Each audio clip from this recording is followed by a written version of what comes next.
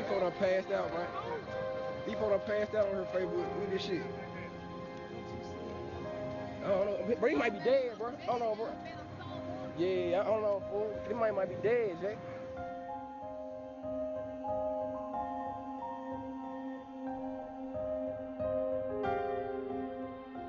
We doctors were wrong in thinking that opioids can't be used long term.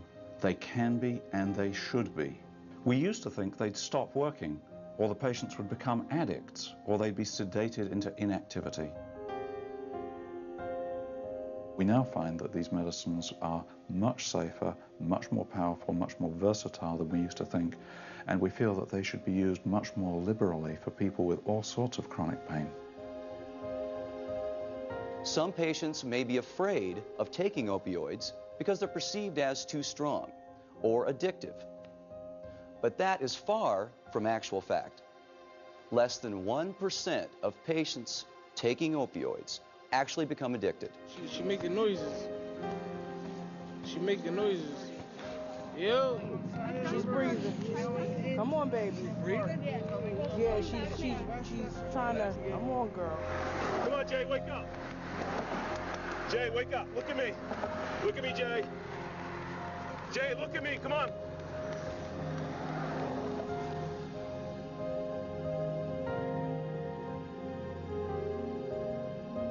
Wake up, girl. There you are. Woohoo! Buddy. Stay with us. Hey. Stay with us. I'm fine. We'll be alive. You're fine. You're okay. You all right? You with us? You doing okay? Hey, stay with me, man. Stay with me. Can you wake up? Okay. Is it okay? Yo, she's overdosing. Like, what the fuck, man?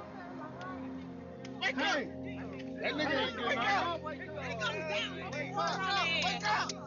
Wake up! Wake up, boy! Put that water. Put that water. Put that water. Put that water. We wanted to? Fucking, man, cause put that baby life in danger, man. I know. Anything could happen. He could have wrecked her.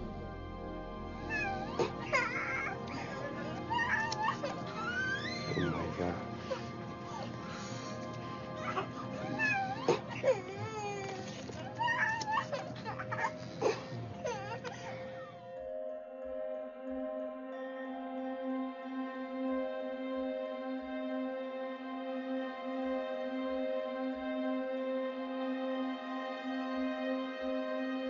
Law enforcement says they have never seen abuse of a prescription drug mushroom out of control so fast. These drugs all belong to a family of drugs called opioids.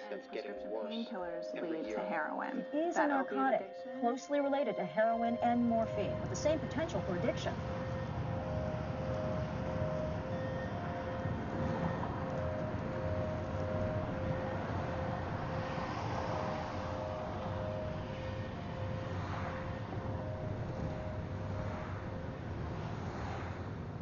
If somebody told me 6 years ago that I was going to be a heroin addict, I would have thought that they were crazy.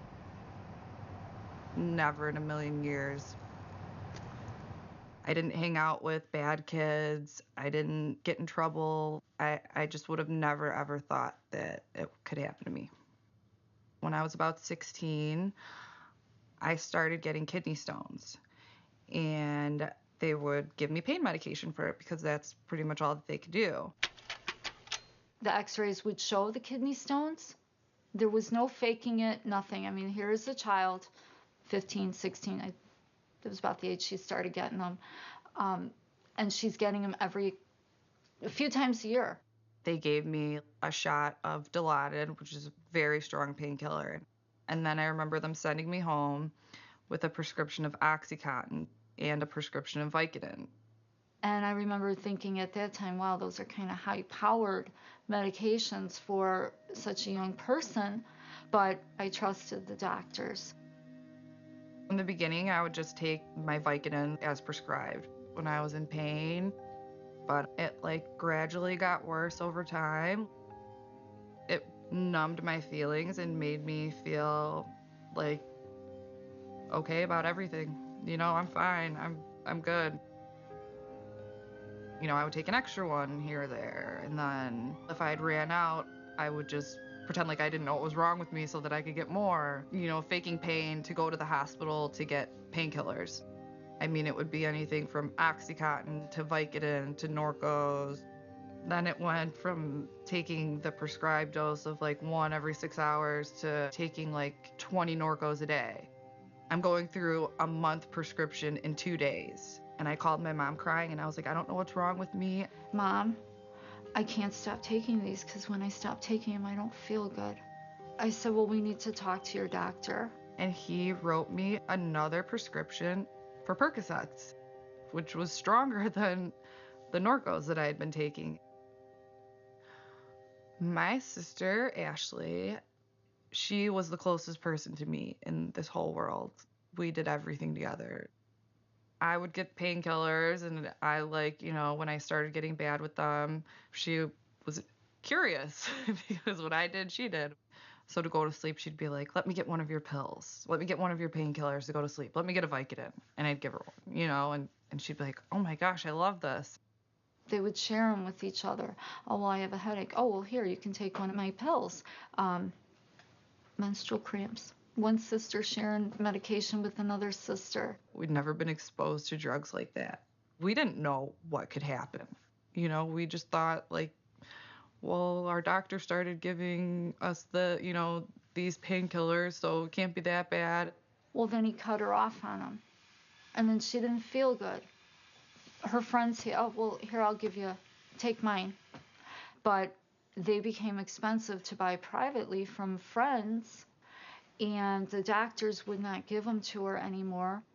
So this friend gave her a little bag and said, just sniff this. It'll do the same thing as the pills do. Only thing, you don't need to take 5 pills. Just take this little bag, sniff it, and you'll feel better. And it worked. She took it, and it worked.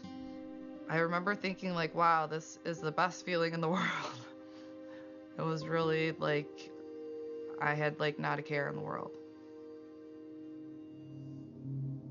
It made me feel like I could do anything. I felt like Superwoman. It's a lot cheaper than buying 15 Norcos a day at $5 a piece. Here's a $10 bag of heroin and it'll last you 3 days. I didn't have anxiety, or I didn't feel depressed. I felt happy. I felt warm. I felt like it loved me, and I loved it back. It felt like I was in a relationship with it. I felt like I had a relationship with heroin. It was just the best feeling in the world. I snorted heroin for about a year. Me and Ashley both did. They did not know the scope of the addiction that they were up against, like a tidal wave. You're standing on a beach and you got this 50-foot wave coming at you. And I remember Ashley saying, it's not like we're sticking needles in our arms, Mom. That's for real junkies. I'll never do that. I'll never touch a needle. That's disgusting. That's gross. And somewhere along that time, somebody introduced the needle to them. You only have to do a little tiny bit and you get, 10 times as high, and it lasts 10 times as long. But then it gets so out of control so fast. If I was lucky, it would only take me 10 minutes to hit a vein, and then I could go lay back down. I had no veins left. I mean, in my neck and the side of my face, palms of my hands, my fingers, on my chest, I'd be covered in blood. I would just sleep all day till I woke up from being sick again, and then I'd have to go through it all over again. When I started using, I had my own 3-bedroom, 2-story house. I was a stay-at-home mom with my 2-year-old daughter. Me and my daughter's father, we each had our own new cars. We had a pool in our backyard. We had 2 dogs. I had the perfect life. By the time I started injecting heroin, I'd lost my house. We'd sold both of our cars, and I lost custody of my daughter. I remember Ashley saying, I don't want to do this anymore. It was no longer a party, and she was a slave to it.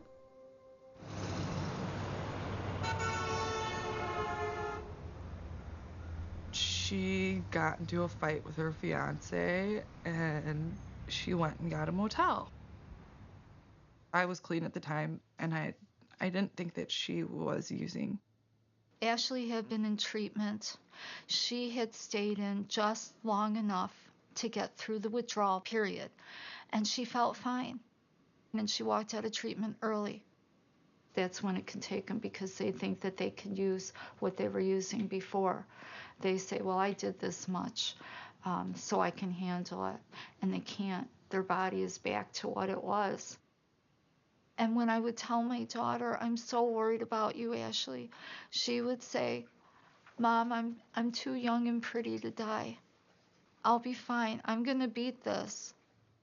I think that maybe she thought she could just do it one more time and get that really good high and then not do it anymore. And it's like that one time, you never know. Her fiance called me and he was at the motel and she wasn't answering her phone. He called me and he was like hysterical. He started banging on the doors. He called 911 and told the operator, my girlfriend is a heroin addict. She's not answering her phone. I know she's in trouble. Please come to this hotel and help me. I remember where I was at. I was at Taco Bell drive-thru. I remember seeing the police station's number come up on my phone. And I remember picking up the phone and it being a man's voice. He was like, I'm sorry for your loss. And I was just like, what are you talking about? I don't know. He's like, I need you to come into the police station. And I knew. And it was like, my whole world just like stopped. It was the worst nightmare that anybody could have. I miss her every day. From morning till night, it's an all-day thing. I was suicidal when I lost my sister. I would just do massive amounts, $200 worth of drugs in an hour in a sitting, just praying like, please don't let me wake up. I don't want to live anymore. She was like a second mom to Audrey. She acted like Audrey was her daughter. You know, she would take over when I would get stressed or... You two were inseparable. I can never imagine going back to living like I was. I could never imagine going back to sticking myself with needles 15 times a day for hours at a time. I've been clean for long enough to where it scares me the thought of using because I know one time could kill me. This is a crucial time. Now that you have clean time, she had that clean time, and then she used. And I feel like you're right there, and it's so scary. Anytime I get a call in the middle of the night, I get that gut feeling. Everything tightens up. I couldn't imagine putting you through losing another child.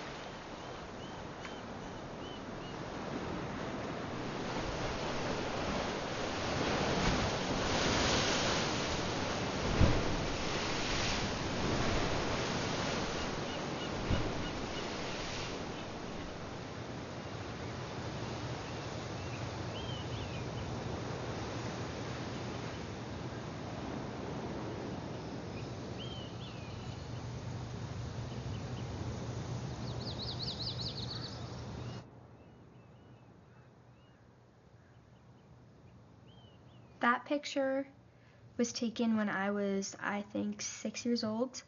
I sort of remember that day, like a little bit, but I remember that photo was in her room always because she said it was her favorite photo of us. And I really like it too. This cross she gave to me when my parents split up because I was really sad one day and I was like, Mom, I'm not gonna be able to see you anymore. I'm not gonna live with you. And she was like, I have the same necklace. I'm gonna give you this one. And if you wear it, then we're gonna just know that we're together and just know that I'm thinking of you. Dear Preston, I've enjoyed every minute of our time in Tahoe. You're this amazing young man that makes me proud every day and more every year. There are incredible things that await you in your future. You're a success in life and always will be because you have that special spark to do and enjoy life to its fullest. I love you, XO, Mom. And I read that literally any time I have any sort of problem in my life because there's just the fact that she wrote that. It's just, I don't know, just shows what kind of person I had by my side for all those years. Here's a screenshot of a text she sent me. Sorry I slept so early. I'm supposed to stay I bed for 2 to 3. Santa says with this infected nerve, the miso one makes me tires. Already be tomorrow to be fun.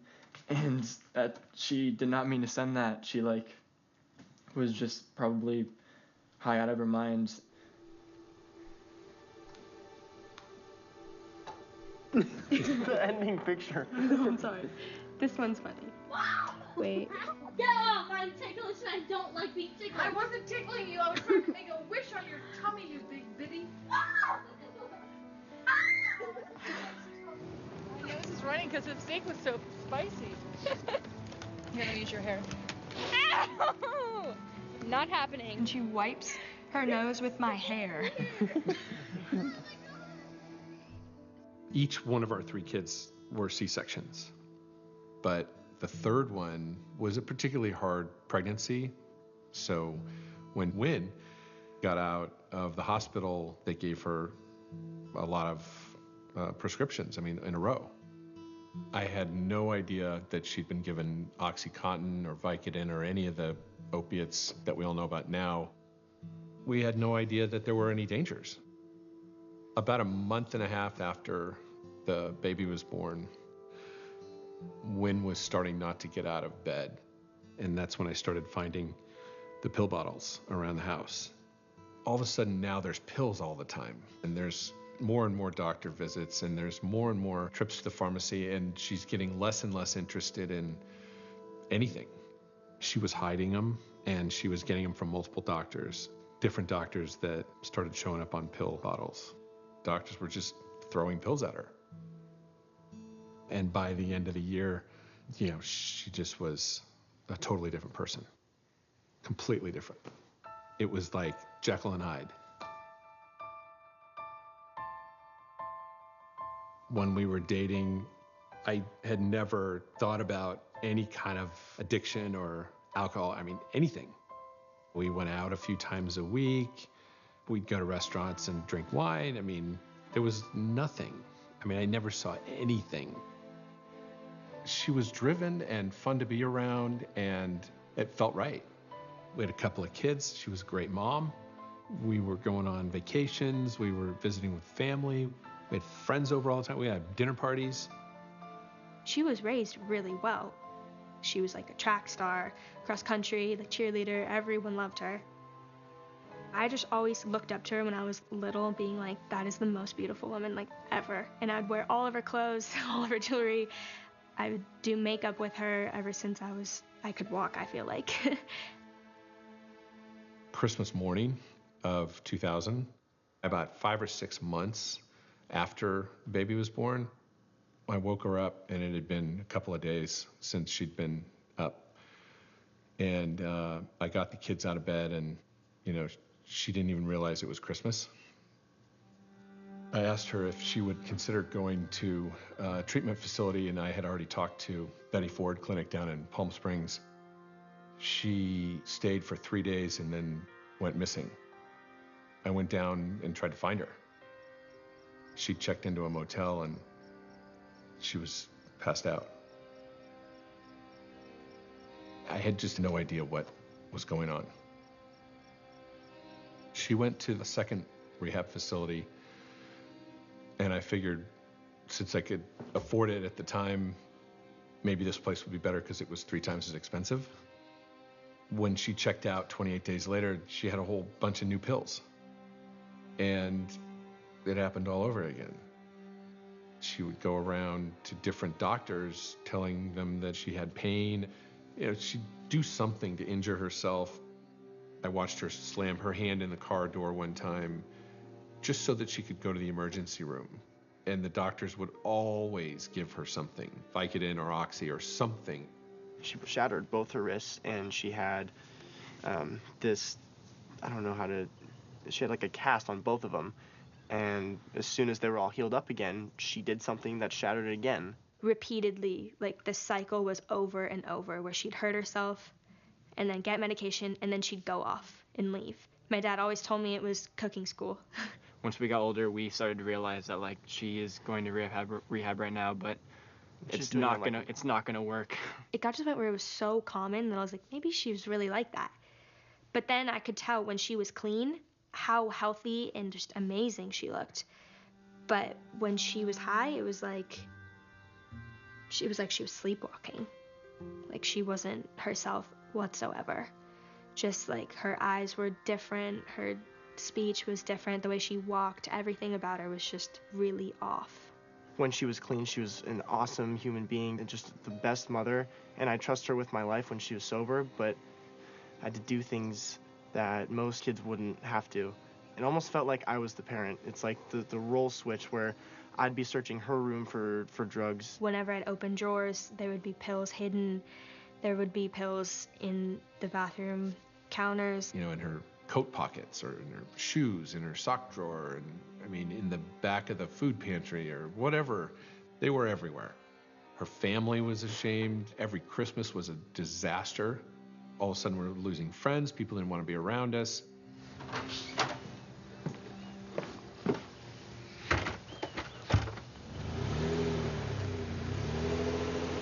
I think at this point, the kids, they were just starting to understand it. The reason why I would keep them out in the evenings, you know, and always fill their days with things, you know.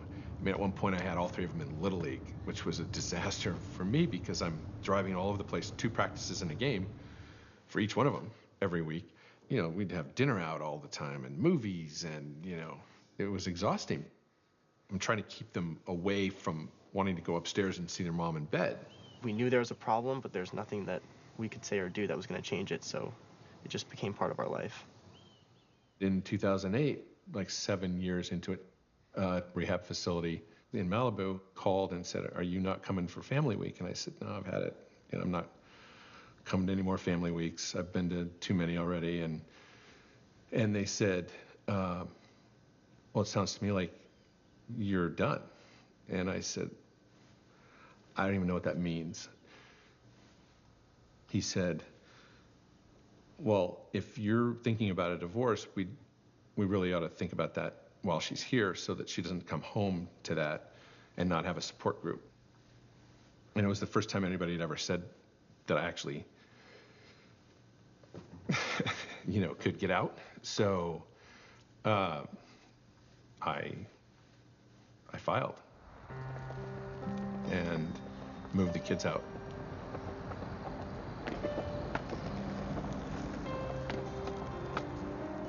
When we divorced, Wynn got half custody and started living in San Francisco. The kids would visit her. They're getting older. They're starting to really develop a relationship with their mom that's separate from me. The last house that we lived at with her was in the South Market and the Embarcadero. And I used to skate on the Embarcadero at 10:30 because like she would allow me to leave the house. Like she'd give us that much freedom. It was just like my favorite feeling in the world.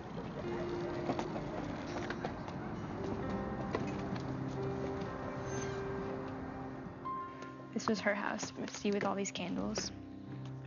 Well, that's cool, yeah. When the kids were with her, I was always on edge. Then it really just became about safety. I became this hypervigilant sort of guy. And she was fine, but I knew it wasn't going to last. It just slowly deteriorated again.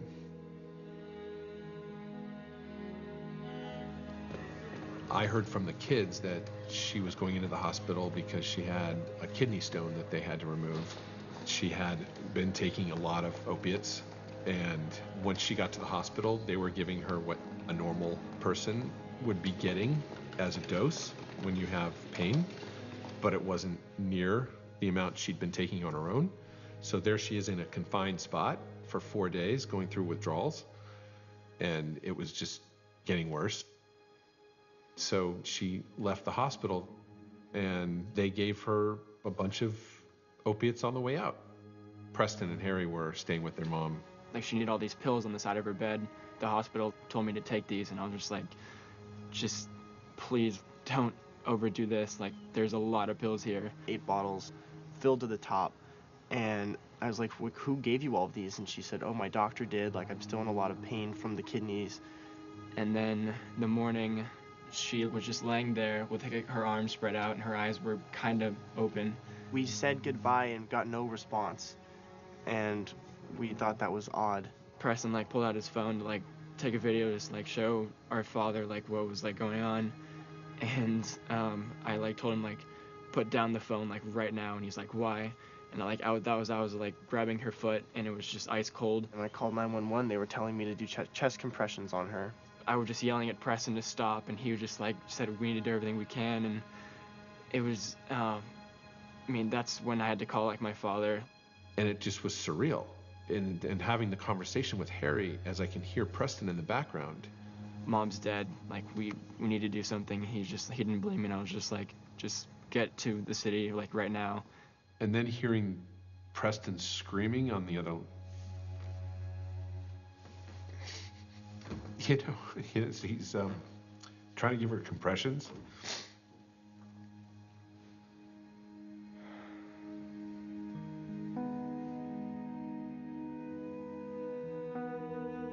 By the end, at the funeral, there were hardly any of her friends.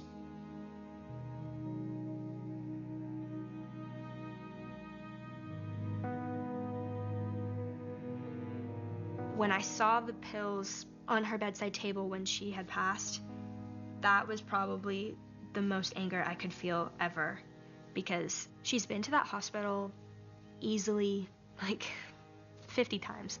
They've seen her there unconscious, had to like pump her stomach so many times, and yet she comes in there and they leave her like with more. I firmly believe that there are so many people that are being prescribed opiates without any direction or support that have no idea what they're getting into. And then once they can't get out of it, the shame and the inability to actually confront it and talk about it with somebody makes it worse, because now all of a sudden they're an addict.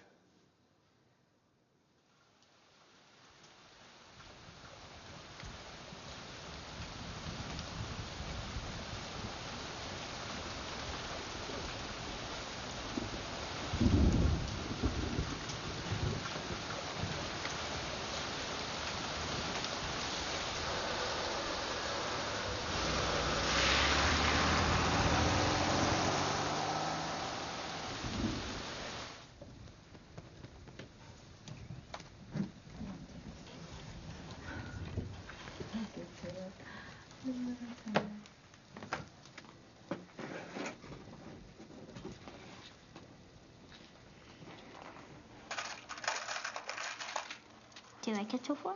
I love it. I think it's beautiful. I was thinking maybe we would make one for your mommy. That's what I would like to do when I'm done with yours, if that's okay. Let her know that we're thinking of her. I have adopted Audrey. She needed stability, security, and until my daughter could recover, she just couldn't give her that. I'm trying to keep her a child. I don't want her to grow up too fast, but she's part of this, and she's kind of my partner. We have the Narcan, and I dropped some off for her. If something happened and I couldn't get over there, You remember what you would do? Where do I keep it? In the top. So I keep the Narcan right here. This one is real easy access for Audrey if she needs to. I keep a couple packs inside here.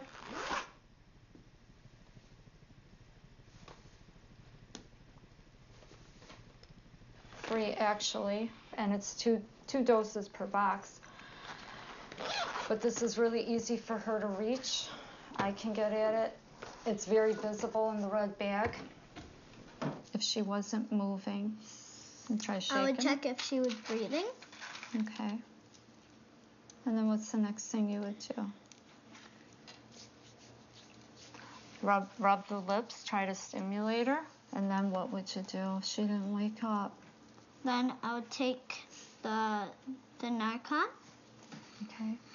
And I would place it on her thigh, her butt, right here. Yep, exactly. And then what do you do? Then call 911. Right. I'm gonna say a special prayer for your mommy today, because she really needs it. I know she's trying very hard, and I know she misses you.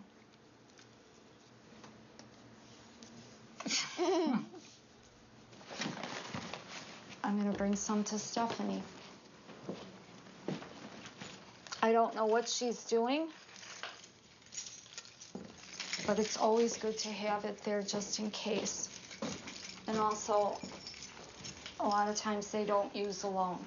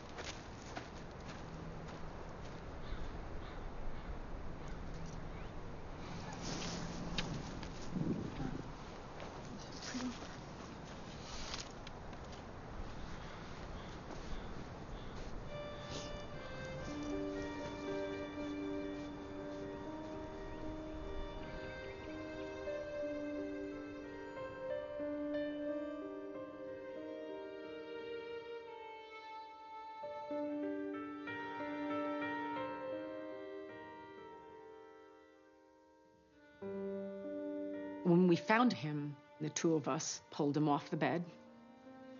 I'll never forget the sound of just the air coming out of his lungs. For the longest time, I couldn't come in this room. It's literally like the day he died. It took me a year to come in and throw his garbage out. And I think I did that because I saw that the medical examiner left the wrapper for the body bag in there. I can't go through it. I feel like it's like getting rid of him. Part of me takes great comfort in all this stuff, too. Just reminds me of his personality, you know?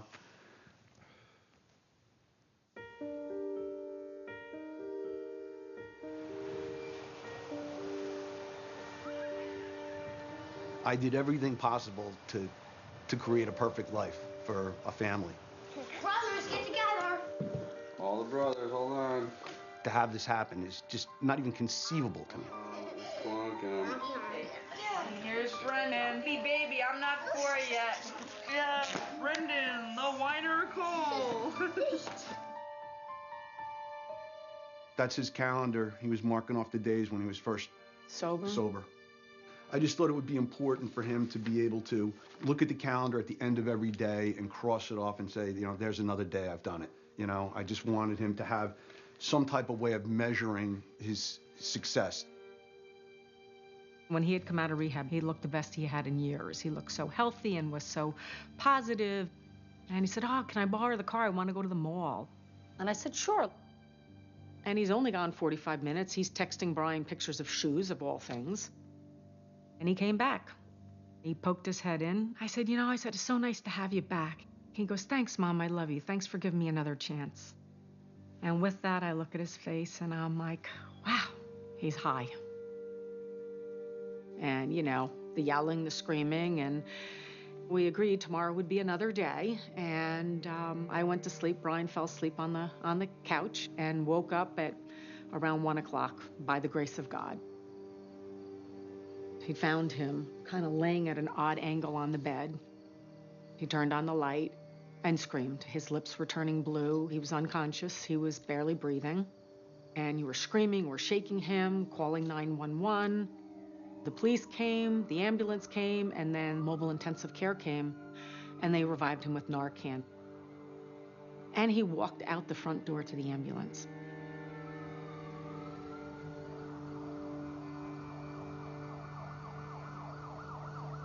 When we got into the emergency room, nobody really talked about the withdrawal from the Narcan, and there was no real game plan for what to do after overdosing. So we got in the car and I drove him home, and I could barely even speak to him. I was just so furious. He was, sleeping in the front seat, and we pulled in the garage. I said, "Do me a favor, would you just take a shower and try to get yourself together?" And he goes, "I can't." And I didn't really understand, but I've learned after the fact that when you are going through withdrawal, it hurts to shave, it hurts to shower, it hurts to brush your teeth. He went up in his room, the door was open, we had his laptop, we had his cell phone, we had taken all those away, so he was, kind of in lockdown. That was at 1:30 in the afternoon. And then about 2:30, Brian came up and said to him, he goes, kind of tasseled his hair and said, "You got a second chance. Not everyone gets a second chance." He goes, "You better not waste that second chance." And that was probably the last thing anyone said to him. It was about 2:45, and I came upstairs, and he was kneeling with his hands on his head. And to this day, I wish I would have said something to him. I wish I would have come over and said, "B, I love you. It's going to be okay." Connor came home. So 20 after 3 or so, and he said, "Where's B?" I said, "I don't know. He's upstairs kneeling next to his bed." And he went upstairs, and he must have tried to move him and shake him, and he screamed. And we called 911 immediately.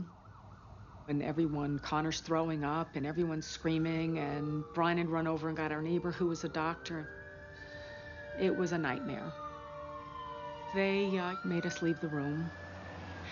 And they tried to revive him again with the Narcan, but it didn't work. They had worked on him for about 40 minutes. I knew. I knew he was gone. You prayed, you hoped, you did everything, and probably at about 4:20, our neighbor pronounced him dead. He had used heroin again. We found this old stuffed animal that had old baggies of heroin and a syringe in it. I had the hardest time, and so did Brian, wrapping our head around that. Why would he have done that? He knew we loved him. He knew we wanted to, send him back to rehab and get him help. And what could you be thinking that love wasn't enough? One of the things that's always a regret is that you completely underestimate how hard the battle of addiction is. I mean, you think that if you drop everything and, you get the right help, that you'll be able to see your way through this and help somebody, but it's not quite that easy. I mean, I thought I knew Brendan like the back of my hand, but it's a different person once this addiction kicks in.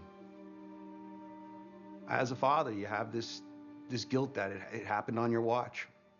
And it's just, you can explain it away all you want, and other people can tell you, you did everything you could. But that always will linger in the back of your mind. You taking that also? Yeah. Yep.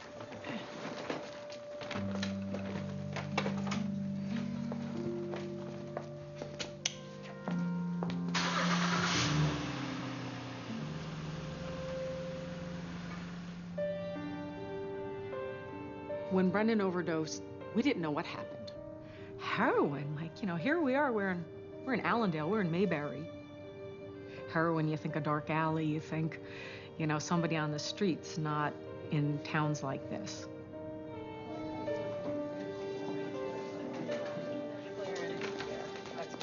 Just sign in. Nice to see you. Good to see you. Yep, just sign and make a name tag. We formed a group, Hope and Healing After an Addiction Death, and we meet twice a month, and it's for people who have lost somebody to the disease of addiction. I thought we would start by sharing our stories, and if you have a picture, that would be great. You know, just share your story and talk about what you went through. I have 2 pictures of Georgia. This is my favorite. That's Georgia. Georgia.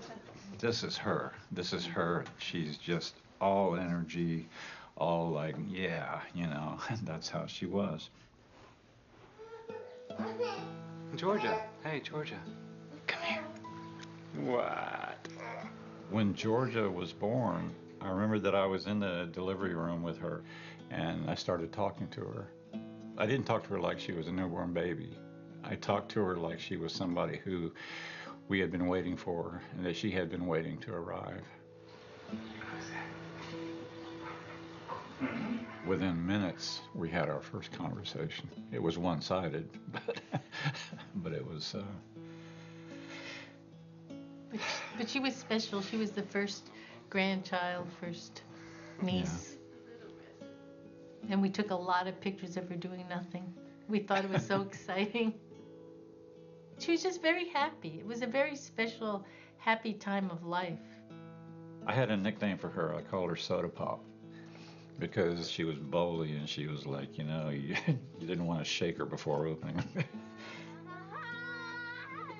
It was just a constant amazement, you know, watching her unfold into an amazingly bright young child. She died Thanksgiving Day a year ago. She was 26. It's like she never knew what hit her.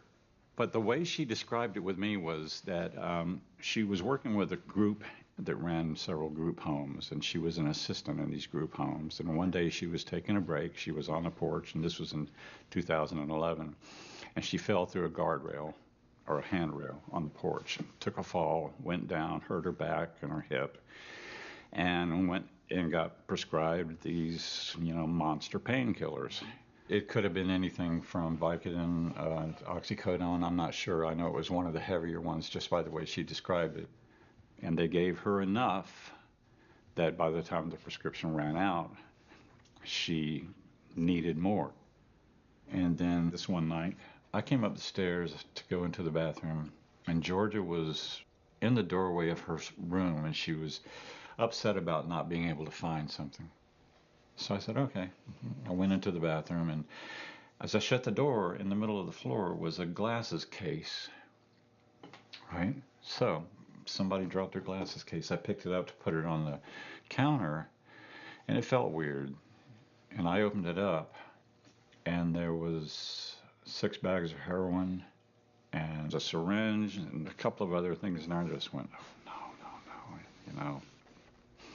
And she said she didn't know where it came from. Oh my God, you know, the whole thing. And so this was probably a month before it happened. On Thanksgiving morning, Judy woke me up about 5 o'clock, I guess. And she said, something's wrong with Georgia. I can't wake her up, and she's really cold.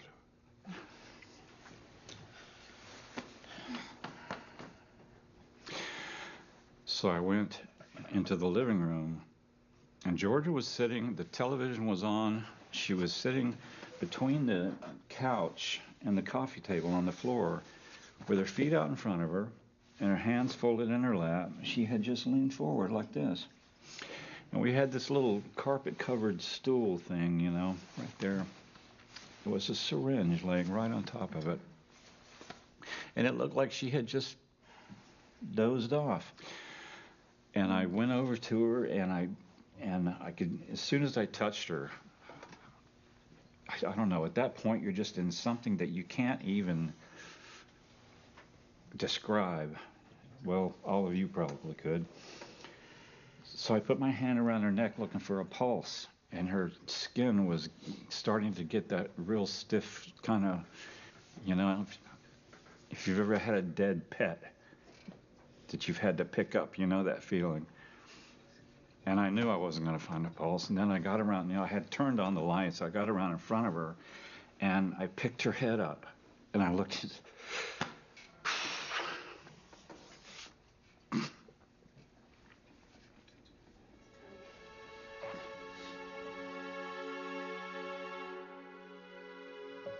I had called the police, and they were on their way. And whatever I said to Judy, I let her know that Georgia was gone. And we finally went outside with our son, Eli, and a man pulled up in a car parked across the street, and he got out with a camera, a big camera in his hand, and it was obvious that he was going to photograph the scene. But as he was walking toward me, we made eye contact, and he said, "I'm sorry for your loss." Pretty soon after that, they were rolling her out of the front door on a gurney in a body bag.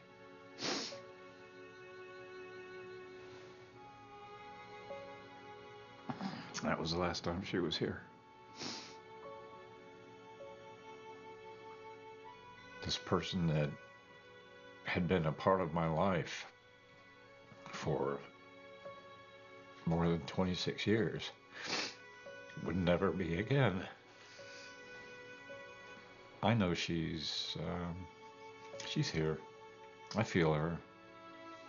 I talk to her the same way I always have. I miss her.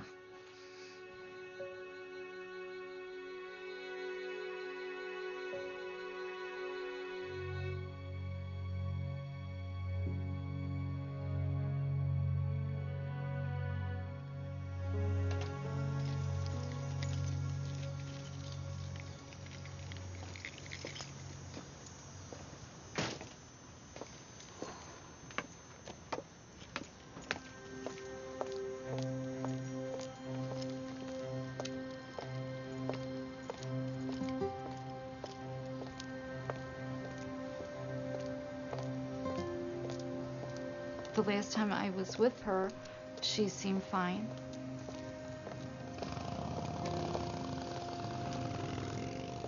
Her outlook on things was hopeful.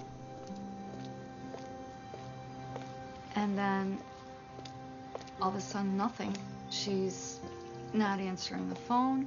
She's not answering the door.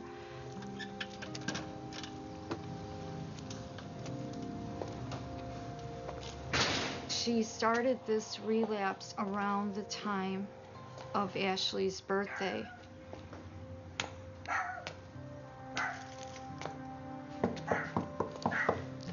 Stephanie?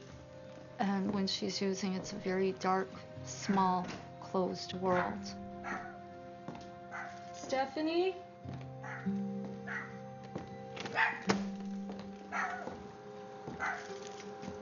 Steph? What happened? We were together. We were making plans. I know, I don't know. Nobody's given up on you. Please. Please, honey. You can't do it on your own, sweetie. You tried. You gotta go in. I know. I need to go in somewhere. Why don't you get up and you come back to the house, take a nice hot shower, you'll feel better. Get dressed, okay? You ready?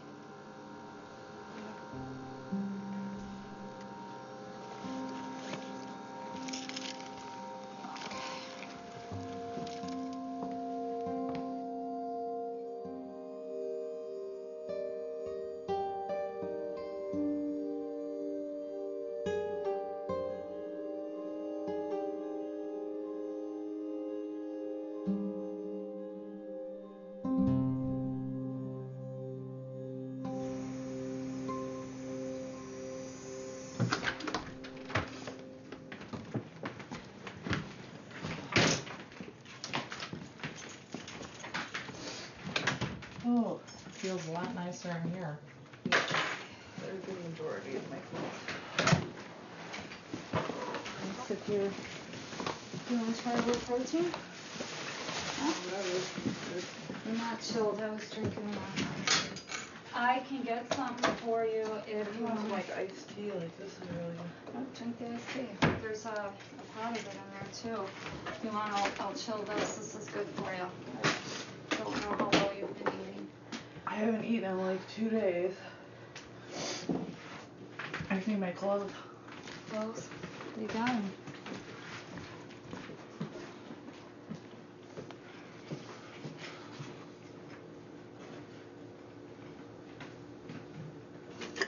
Did she grab something else to shoot before one last time?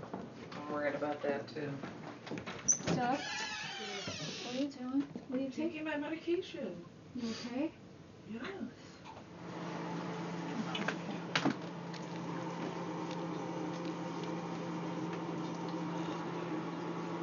A big, huge rash. My knuckles are all swollen. I can't straighten it or close it.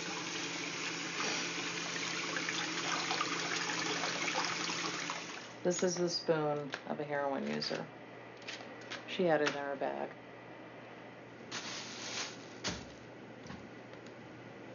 Stephanie is feeling very anxious right now. She's going to be going into rehab. She knows that she can't use.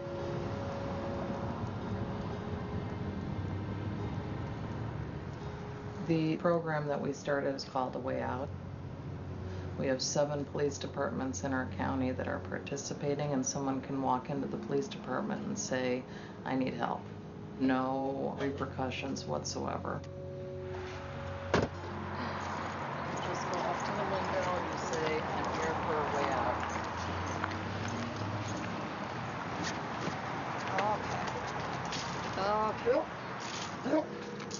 Okay. Okay. All right.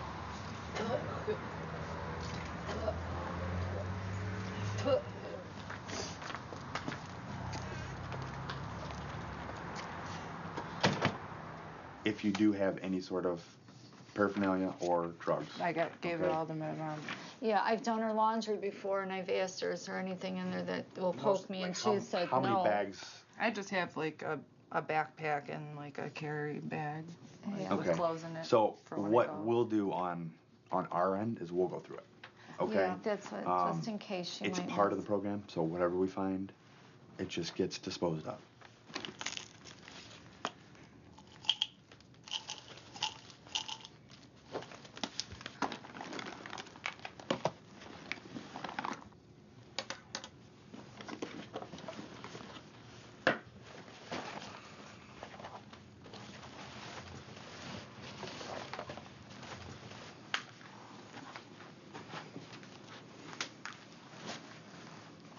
Definitely did not know that one was there. Yeah, just a little bit. What is it? Sorry.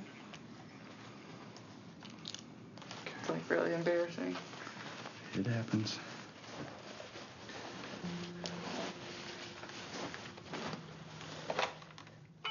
Hi, this is Officer Jake Anderson with the Mugger Line Police Department. I am calling with a way out participant. Hi. Oh. Sure. Well, I've suffered with kidney stones. That's how I got addicted to opiates. Was I've been getting kidney stones since I was 16. But that's it.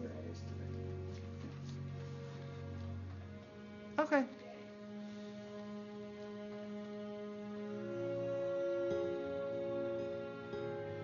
Okay.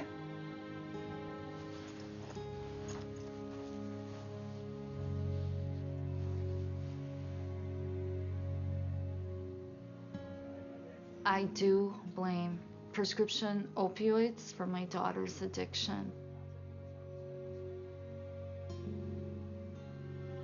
I never pieced together, how does one become an IV drug user? That was That was the bridge right there. You ready? Yep. We can carry some stuff here. She was still a teenager when she started with them. These really high-powered pills. And I trusted the doctors.